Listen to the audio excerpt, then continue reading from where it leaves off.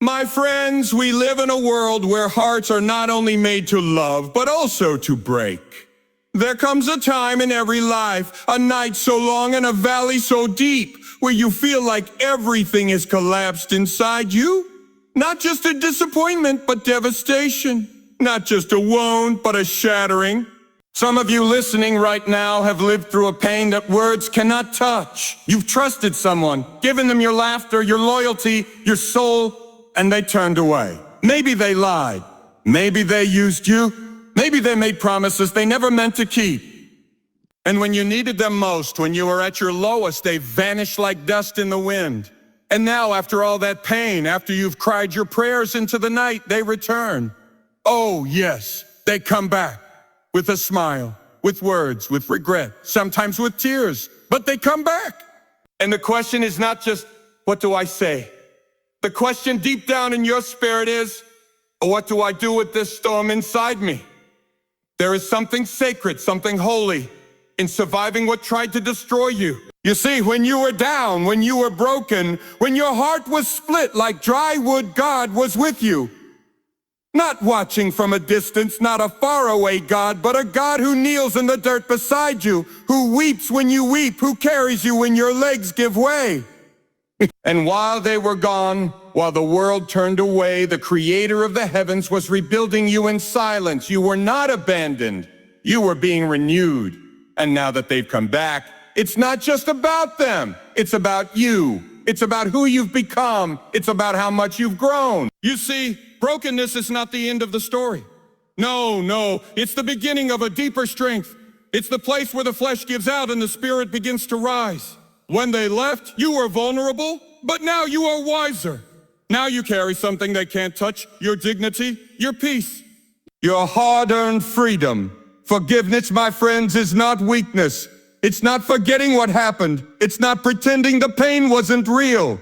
No, forgiveness is something far more powerful. Forgiveness says, I refuse to let what you did keep me chained to bitterness. Forgiveness releases you, not them. It's like cutting a rope tied around your heart. You can look at the person who tried to destroy you and say, I remember what you did. I remember how it broke me. But I will not let this define me anymore.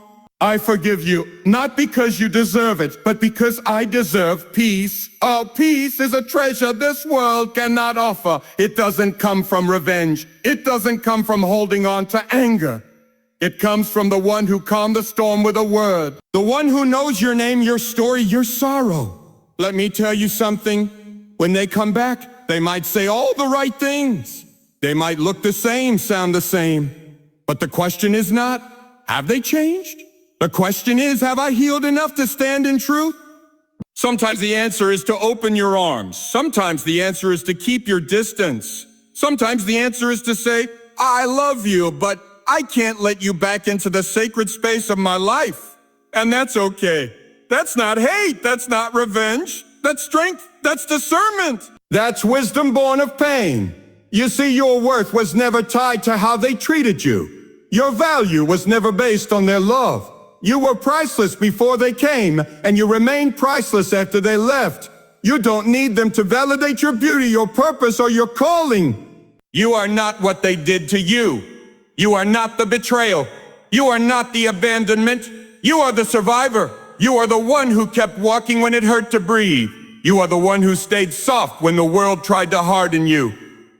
You are the one who still chooses love when you have every reason to shut down. That, my friends, is power. That is real strength. Not in a fist, but in a heart that chooses to beat with grace. Some of you are still in the rebuilding stage. Some of you are still holding the pieces, trying to understand how to trust again. I tell you today, don't rush the healing. Don't force forgiveness before it's real. But stay open, stay honest with God. Cry if you must, scream if you must, but don't shut him out. Because he is the only one who never left. The only one who saw the truth. The only one who didn't need an explanation to love you through it all. And he's not just trying to put you back together. He's making something new. So when they come back, and they will, you don't need to prove anything. You don't need to pretend. Stand tall, speak truth, but above all, guard your peace like a treasure. because it is. Let your boundaries be firm, but your spirit remain kind. Let your words be strong, but your soul be free. You are no longer the person they left behind. You are not a victim, you are a victor. Not because you never fell, but because you rose. And the rising, that is what they never saw coming. Let them see it now. Not to boast, not to hurt, but to testify. To show the world that even when you've been broken, the hand of God can make beauty from ashes. Let the world see what healing looks like. Let the world see what real love does. Let them come back and let them see you're still standing. And by the grace of God, you're stronger than ever. Your healing is not dependent on their return. That truth may not feel good at first, but it is the truth that will set you free. When someone walks out of your life, especially after causing deep wounds, it's natural to think that the only way to truly heal is if they come back, if they apologize, if they make it right. But healing does not wait on an apology. It does not hang in the balance of someone else's remorse. Healing begins the moment you decide to face the pain, not when the person who hurt you decides to show up again. Sometimes people come back not because they've changed, but because they see that you have. They feel the shift in your spirit, the strength in your voice, the peace in your silence, and they want to reconnect. But healing is not about their presence. It's about your process. If you tie your healing to their return, you place your freedom in their hands. And that, my friend, is not where it belongs. Healing is a divine journey between you and the one who knows your heart in its rawest form. It's in the nights when no one saw your tears, in the prayers whispered through broken breath, in the mornings you got up when you didn't think you could. That is where healing lives, not in someone else's apology, not in a reconciliation scene you play out in your head, but in the quiet courage it takes to keep living with a soft heart after being shattered. There is power in realizing that the same God who stood with you in the storm is the one who carries the balm to your wounds. You don't need the one who broke you to come back and put the pieces together. God never asked them to be your healer. That was never their role. They were a chapter, not the author. And the one writing your story knows how to redeem even the most painful lines. The lie the enemy wants you to believe is that you are stuck until they return. But that lie is broken the moment you begin to breathe again, smile again, trust again. You may have scars, but you are not stuck. You may have memories, but you are not imprisoned. The power of healing is not in what they do. It's in what you choose to do every day. They are gone. Choosing to forgive. Choosing to grow, choosing to release the weight that doesn't belong to you anymore. Let them come back if they do, but don't wait on it to begin becoming whole. The mending of your soul began the moment you looked up and said, "Oh God, I don't know how to move forward, but I trust you will carry me through." That was the start. That was the turning point. Healing is already happening with or without their return. Forgiveness frees you, not them. That may sound strange when the pain is still fresh, when your heart still trembles at the memory of what was done to you. You might think forgiveness means letting them off the hook, giving them a free pass, or pretending like what they did didn't matter. But real forgiveness doesn't minimize the hurt. It just refuses to let that hurt hold you hostage any longer. When someone wounds you deeply, the natural instinct is to hold on to the pain like a shield, to carry the offense as if it gives you some control. And for a while, it may feel powerful. It may feel like you're protecting yourself by staying angry, by refusing to let it go. But over time, that anger turns to poison. Not for them, for you. It weighs your spirit down, clouds your mind, and anchors you to a moment that's already in the past. Bitterness is a prison, and forgiveness is the key. Forgiveness doesn't say what they did was okay. It doesn't erase the consequences. It doesn't mean you forget or reconcile or let them back into your life. Forgiveness is not about them. It's about choosing peace over pain. It's standing in your truth and saying, I will not let what happened define me anymore. I will not let your actions keep echoing in my soul. Forgiveness is the act of releasing the burden that was never yours to carry in the first place. And it takes strength, tremendous strength, to forgive. Not a moment of weakness, but a choice that comes from the deepest place of power within you. Because when you forgive, you reclaim control over your life. You take back your joy, your sleep, your hope, your freedom. You walk out of the emotional prison built by resentment, and you step into a lightness the world cannot offer. It's a process, not a one-time decision. You may forgive one day and feel the pain resurface the next. That's okay. Forgiveness is like healing from a deep wound. Some days will feel raw again. But every time you choose to forgive, every time you release a little more of that weight, you are making room for joy to grow, for grace to flow, for peace to settle. There may never be an apology. There may never be understanding, but you can still be free. Free from needing their words, their validation, their regret, because your soul is not tied to theirs. Your freedom is not dependent on their repentance. Forgiveness is a gift you give to yourself. It breaks the chains that were never meant to be yours. It lets you walk in peace while they still wrestle with their choices. You get to move on. You get to heal. You get to breathe again. And that is the quiet, sacred power of forgiveness. Peace is more valuable than closure. That might not be what your heart wants to hear, especially when all you've been craving is an explanation. Something to make sense of the pain, the betrayal, the silence. You've replayed conversations in your mind, imagined scenarios where they come back, sit across from you, and finally say the words you needed to hear. You've longed for that final moment of clarity, the one that ties everything up and makes it all okay. But the truth is, closure isn't always given by people. Sometimes it's given by God. Sometimes it's found in silence, not sentences. Closure is often romanticized as this magical point where everything is resolved and the pain just fades. But real life isn't always that neat. People leave without explanation. They break you and never look back. They ghost you, lie to you, or simply drift away with no reason that makes sense. And you wait, hoping one day they'll come back and say something that will make it all click. But while you wait for closure, your peace is put on pause. Your life is put on hold. Your healing is tied to someone else's timing, someone else's truth. And that's no way to live. Peace is different.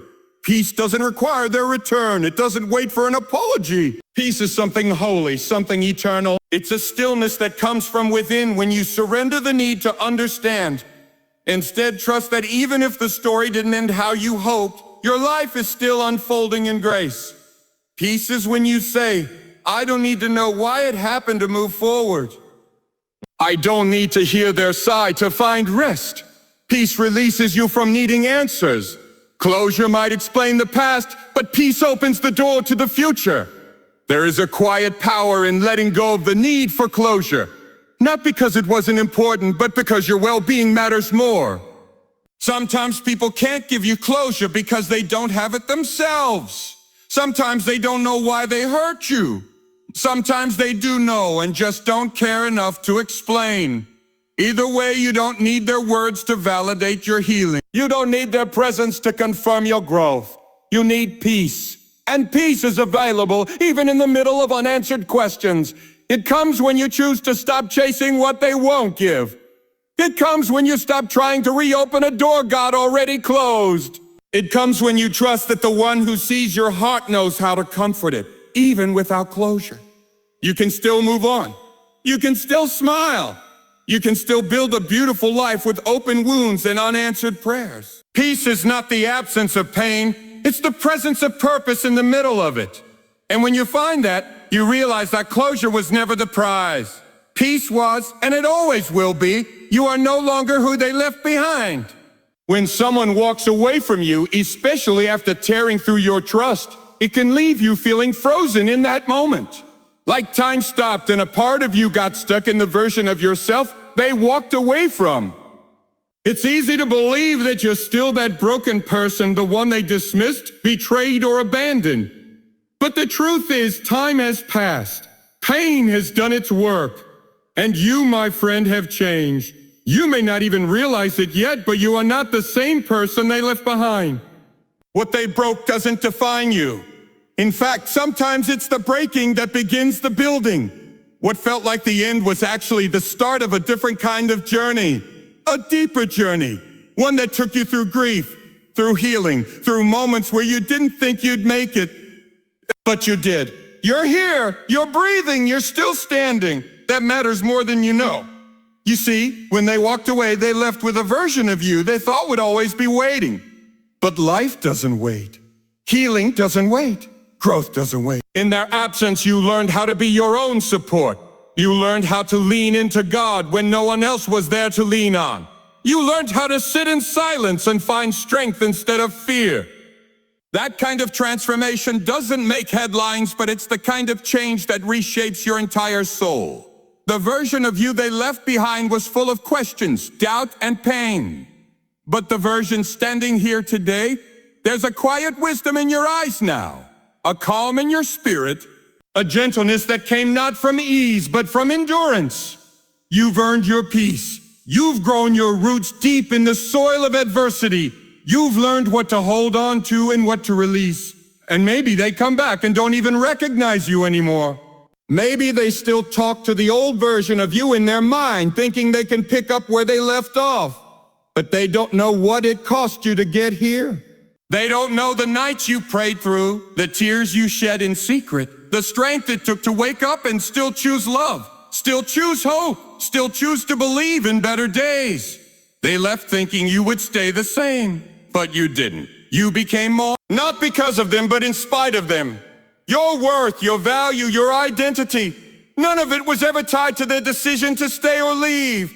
That was never the foundation of who you are. You are not the abandoned. You are not the forgotten.